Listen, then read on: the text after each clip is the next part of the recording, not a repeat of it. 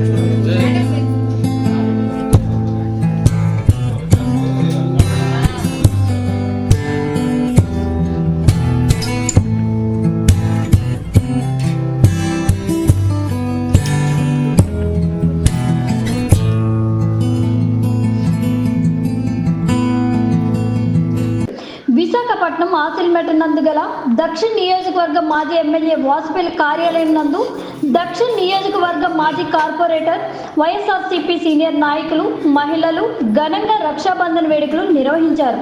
ఈ సందర్భంగా మాజీ ఎమ్మెల్యే వాసుపల్లి మీడియా సమావేశం నిర్వహించారు.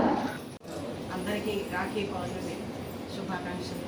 ఈరోజు రాఖీ పౌర్ణమి సందర్భంగా మరి మా అందరికీ కూడా ఒక చెల్లిగా ఆదరించే మా అన్న వాసుపల్లి గణేష్ కుమార్ గారిని రాఖీ సందర్భంగా మేమంతా కూడా రాఖీ కట్టడానికి వచ్చాం. ఆయన ఆశీస్సులు మాకు ఉండాలని కోరుకుంటూ మరి ఇలాంటి రాఖీ పండుగలు ఎన్నో ఆయనతో మేము పండుగ సెలబ్రేట్ చేసుకోవాలని కోరుకుంటూ సెలవు. రాఖీ పౌర్ణమి శుభాకాంక్షలు. విశాఖపట్నం దక్షిణ నియోజకవర్గం అక్క చెల్లెమ్మలందరికీ కూడా ఇప్పుడే శుభముహూర్తాన్న మా కార్పొరేటర్ గారు శ్రీమతి తోట పద్మావతి గారు, మా సీనియర్ లీడర్స్ డైరెక్టర్ గారు సబీరా బేగం గారు, వలిశెట్టి గారు, మరి ఇతర సీనియర్ లీడరు ఈలాపు గారు, తర్వాత కుమారి అందరూ కూడా వచ్చి రాఖీ బంధన్ చేశారు. ఆరోగ్యంగా ఉండాలి, మా అన్నయ్య సుఖంగా ఉండాలి అని కోరుకోవడం జరిగింది. మాలో ఒక మంచి సత్సంబంధాలు ఉన్నాయి వైఎస్ఆర్సీపీ ఫ్యామిలీలోని. హ్యూమన్ రిలేషన్షిప్స్ ఉన్నాయి మాలోని. ఒక బ్లడ్ రిలేషన్షిప్లోని ఏ రకమైన బాధ్యతలు ఉంటాయో ఆ రకమైన బాధ్యతలు, ఇంకా ఎక్కువైన బాధ్యతలు మా వైఎస్ఆర్సీపీ పార్టీలో మేము నేర్చుకున్నాం అన్నమాట. జగన్మోహన్ రెడ్డి గారి నాయకత్వంలో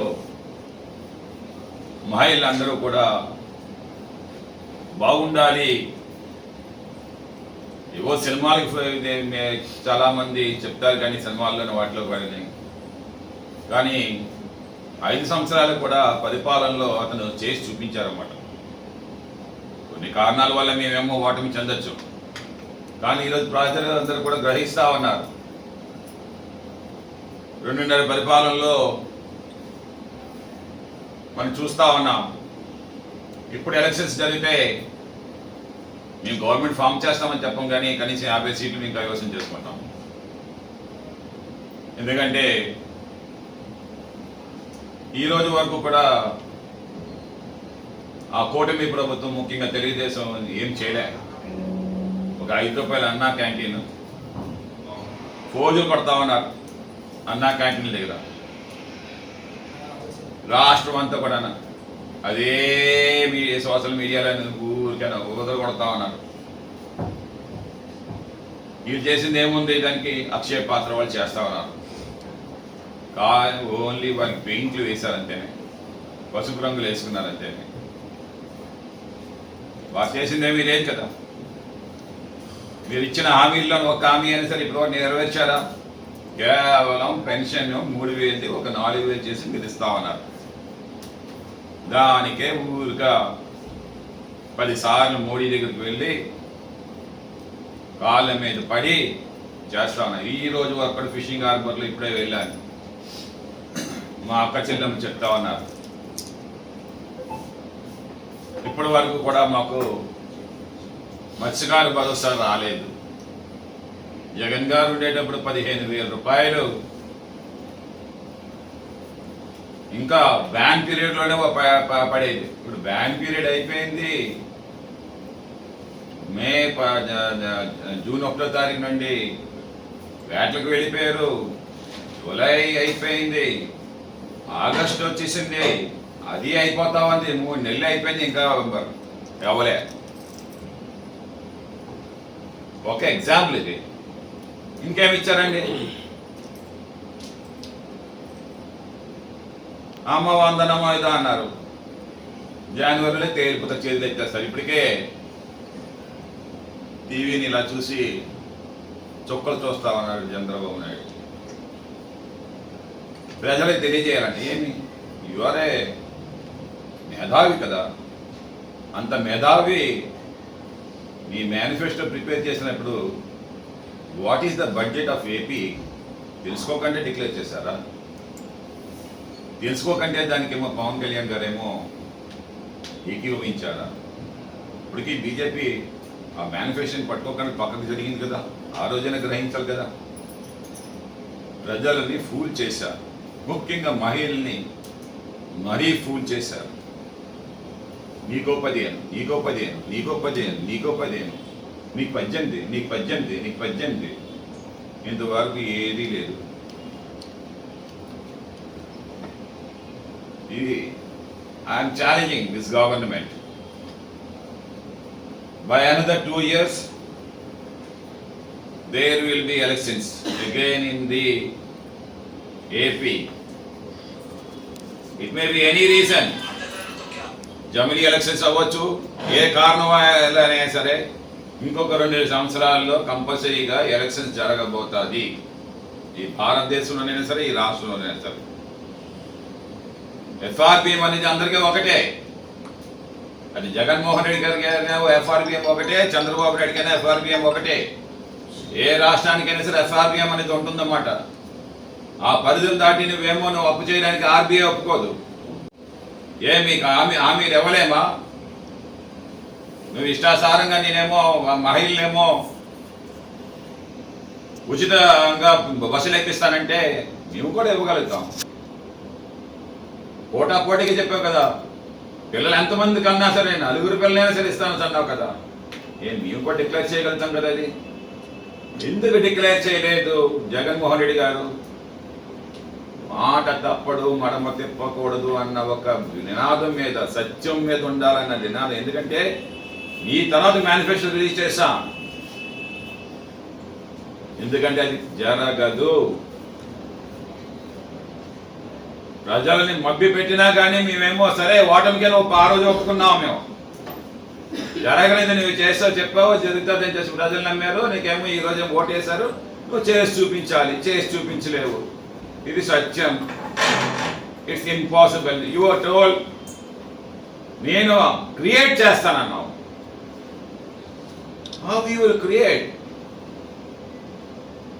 సముద్రం నుంచి క్రియేట్ చేస్తానంటున్నావు. ఇప్పుడు సముద్రాన్ని ఎక్కడ ఎందుకండి క్రియేట్ చేయడం నాకు అర్థం కాదు. మనకి నీరు వస్తుంది కదా, ఇక్కడ నీరు వచ్చింది. మనకి ఏదో నీరు లేని ప్రాంతాల్లో నీరు సముద్రం నుంచి నీరు తీసుకెళ్ళి 1 లీటర్ వాటర్కి 20 రూపాయలు అవుతుంది సముద్రంలో వాటర్ చేయాలంటే. ఇంక ప్రజల దగ్గరికి ఏమవుతుంది? చెత్త నుండి కరెంట్ ఏమో సృష్టిస్తాను, ఆస్తిని సృష్టిస్తాను అంటున్నావు. చెత్త నుండి కరెంట్ ప్రొడ్యూస్ చేయడానికి 1 యూనిట్కి 2 రూపాయలు పడుతుంది. అదే బొగ్గుతో అయితే 70 పైసలు పడుతుంది. అదే నువ్వేమో హైడ్రోజ్ అయితే పావులా పడుతుంది. నువ్వు 2 రూపాయలు ప్రొడ్యూస్ చేస్తే నువ్వేమో తర్వాత ఏమో సబ్ స్టేషన్స్కి వీరందరికీ కూడా అయ్యే ఖర్చు ఎంత అవుతుంది? అంటే జరగని పని నేను చేసేస్తానని చెప్పేసి ప్రజలకి చెప్పేస్తే ఓ సోషల్ మీడియాలోనేమో ఓదరపడతా ఉన్నారన్నమాట. Educated people without knowing the background, without knowing the technical parameters. ఈ రోజు వరకు కూడా ఒక కంపెనీ రాలే. ఈ రోజు వరకు ఒక కంపెనీ రాలే. ఎక్స్పాన్షన్ ఆఫ్ ఒక కంపెనీ కూడా కనిపించలేదు. ఎక్స్పాన్షన్ లేదు కనీసం ఉండే కంపెనీస్. కేవలం ఈ 2.5 నెలలు 2.5-3 నెలలు కాలక్షేపం, అన్నా క్యాంటీన్ అన్న కాలక్షేపంతో చేసాము అంతేనే. రివర్స్ టెండరింగ్, వాళ్ళ మీద వీళ్ళ మీద కేసులు పెట్టాలు, భయభ్రాంతులు చెల్లించడాలు, హత్యలు చేయించడాలు. ఏంటంటే నాకు ఇంత బ్లడ్ షెడ్ ఏంటంటే నాకు అర్థం కావట్లేదు. ఇంత బ్లడ్ షెడ్ ఏంటి నాకు అర్థం కావట్లేదు. యువర్ రెడ్ బుక్ ఈజ్ రాజ్యాంగమా? బాబాసాహెబ్ అంబేద్కర్ రాజ్యాంగం అనేది ఒకటి ఉంది కదా, లేదంటే మీ రెడ్ బుకే రాజ్యాంగమా? బ్యూరోక్రాట్స్ అందరూ కూడా వాళ్ళు ఏం చేశారు తప్పు? They abided by the leader.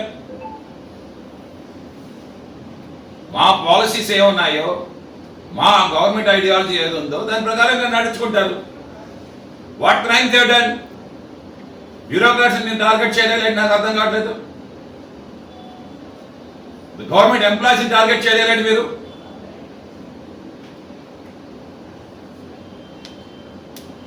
What this governance? an eye for eye, ఇంకేం మిగలదంటేనే. సో ఈ రకమైన గవర్నెన్స్ కాదు మేము ప్రజలు కావాలని కోరుకున్నది. ఏదేమైనా సరే మేము చెప్తా ఉన్నాము, ఈ మీడియా సాక్షిగా ప్రజలతో మేము ఎప్పుడు కూడా ఉంటాం. ప్రజలకి మేము ఎప్పుడు కూడా అండగా ఉంటాం. మా గవర్నమెంట్ లేకపోయినా కానీ మాకు హృదయం ఉంది, మా అక్క చెల్లెమ్మలకు మంచి ఉదయం ఉంది. ప్రజలకు ఏ కష్టం వచ్చినా సరే వాళ్ళ ఇంటి దగ్గరికి వెళ్తాం. గతంలో అంత స్పీడ్గా మేము పని చేయలేకపోవచ్చు. అప్పుడు గవర్నమెంట్ మా చేతిలో ఉండి వాడు ఫోన్తో కాల్ పని అయిపోయేది. ఆ స్పీడ్లో మేము చేయలేకపోవచ్చు. కానీ చెవులారా వింటాం మేము కష్టాన్ని, కళ్ళారా చూస్తాం మన కష్టాన్ని, ఎంతో కొంత తీరుస్తాం. అండగా ఉన్నామని చెప్పేసి వాళ్ళని ఆనందపరిచే పని మాత్రం నేను చేస్తాం. మమ్మల్ని వాళ్ళు ఓడించలే, మీ అబద్ధపూరితమైన మేనిఫెస్టో ఓడించింది అంతేనే. ఎవరిని కదపండి, ఈరోజు మీరు ఏ ఓటర్ని కదపండి. బాబుని నాశనం ఓడించుకున్నాము. బాగుంటే ఎంత బాగుండేది అనేవాళ్ళు.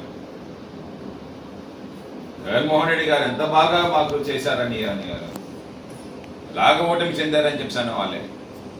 ఇవన్నీ విత్ ఇన్ 2.5-3 months లోనే there is a lot of change has come in this. People are again expecting that Jagan should be the CM అని చెప్పేసి. అందరూ అనుకోవచ్చు ఏంటి ఇంత పెద్ద వ్యత్యాసాలు ఉన్నాయి, 60,000, 70,000, 90,000. ఇవన్నీ కూడా మూడు పార్టీలు కలవడం వల్ల డెఫినెట్గా మెజార్టీలు వస్తాయి. No doubt about that. అందుకే మేము ఎలక్షన్స్కి వెళ్ళే ముందే మాకు తెలుసు మేము ఓటమి దిశలో వెళ్తున్నామని చెప్పి మాకు తెలుసు. మూడు పార్టీలు కలియక మేనిఫెస్టో ప్రజలు ఎక్స్పెక్ట్ చేశారు జగన్మోహన్ రెడ్డి. కానీ మా మేనిఫెస్టో పిండి కొద్ది రొట్టె లేనిదో పక్కకి తెచ్చుకొని వచ్చేసి పెట్టలేం కదా. పక్కని నేను తెచ్చుకొని దేహి అని చెప్పి అడిగేలేం కదా. ఇప్పుడు అందుకని మేము asking them to do it. చేయండి, చేసి చూపించండి. వి బౌ అవర్ హెడ్ టు యూ. మా తల దించుతాం మీకు.